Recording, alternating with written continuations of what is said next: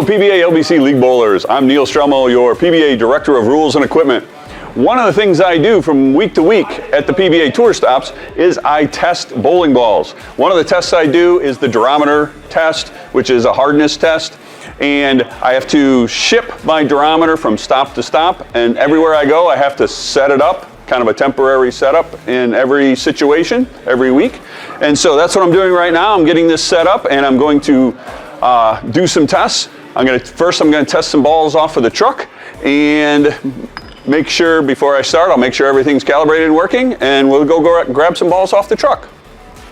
Okay, here we are in the PBA Player Services truck. We talked about this truck a previous week and everything that goes on here. So I come out here and I'm going to grab one of the 2300 bowling balls that we're going to test. So I'm grabbing a GB4, and it was going to be an absolute power. And I'll grab these. We're going to go inside and we'll test them and make sure that they meet all the specifications. All right, so I got the balls off the truck. We're going to grab these and get them all set up and get this calibrated, and then we're ready to go and we'll get these tested. All right, so we got the balls from the truck.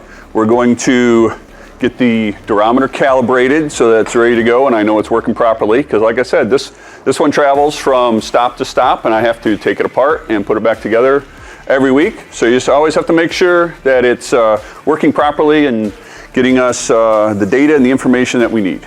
So first thing I do is glove up, and that allows me to not contaminate any of the equipment or the bowling ball as I'm doing my testing. We get the calibration device, we call it a calibration block, all set up. We use that to make sure that we're within calibration. I've got a couple standards here, and we do this daily to make sure everything's in good shape. Get the durometer on, get it set to do the test.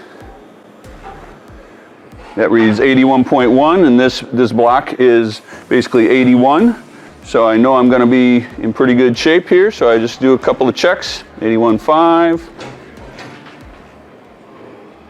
81.2, and so I would do that up to 10 times just to verify that everything is calibrated and set up properly. I set most of this up a little bit earlier, but I know we're in good shape to start doing our ball test now.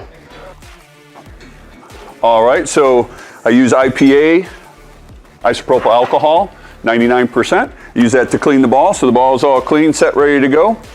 I get the ball set into the stand, and then I start recording information, including the serial number, the ball name, the ball type, and the temperature of the ball. So in this case, it's 70.8 degrees.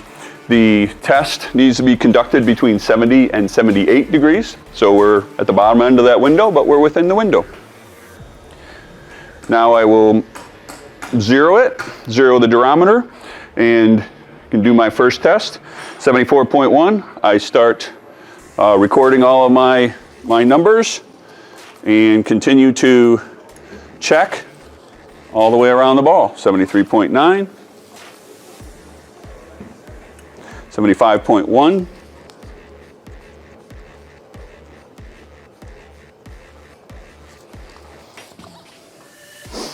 and once I complete 10 tests of the ball, we average that, and once we have an average, that is what the hardness or softness of the bowling ball is. This particular ball has 3 different colors, so as I randomly go around the ball to check, I just want to make sure that I've captured each color, hopefully at least a couple of times, but that's just something to kind of pay attention to. When you have a 2-color ball or a solid color, 1-color ball, you know, it's not as important to pay attention to or worry about. Usually just gets averaged in and everything comes out good. All right, so now we will move on to the next ball. We'll get this tested, and our temperature is 72.5, so it's within the range, and get our first reading. We got 73.5. I'll take 9 more readings across the ball. We'll average them up, and then we'll pack them back up on the truck and move on. Our next test is going to be balls coming off the lanes as the pros finish up from their session this afternoon. Congrats, JJ. Thank you. Thank you. Way to go. Thank you.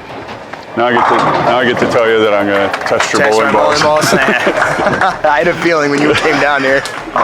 Which ones do you need? So yeah, anything you use today. And take your time, fill out the form, no rush. Yeah, I'm not as concerned about the spare ball, but I'll still check it. So you have how many more? Just 2 others. Two others? Actually, no. I only have 1 other minus the spare ball. Okay. So I'm back on the low end behind the pool tables. That's where I'm. By the pool tables? Yeah, so if you want to bring it down there. All right, so this is the last one? Yep, this is the last All right, one. very good. I'll check all 3 of these. I'll get them back to you. Okay. You can keep watching, or you can watch me, whatever you want to do. Yeah, no worries. Do you need just the balls that were used tonight? Yep, correct? Okay. exactly. Awesome. Very good. Thank you. Guys. All right, so once again, I will glove up, and then we will get each ball cleaned with isopropyl alcohol, and then I'll check the temperature and double check the durometer, make sure it's still in normal calibration range, and then I'll test these 3 balls, make sure they're above 73 and where I expect them to be, and then we'll go from there.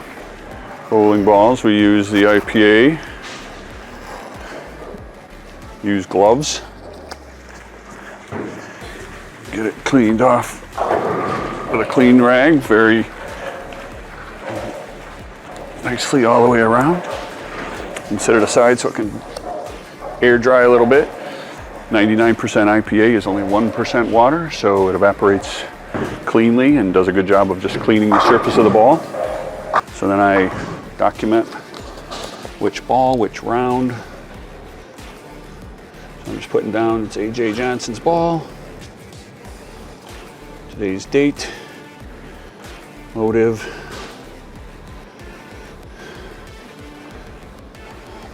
This is the field durometer is durometer 99. It's labeled like it's 4099. I just always call it durometer 99. The lab one is durometer 62. That way I don't ever get them mixed up.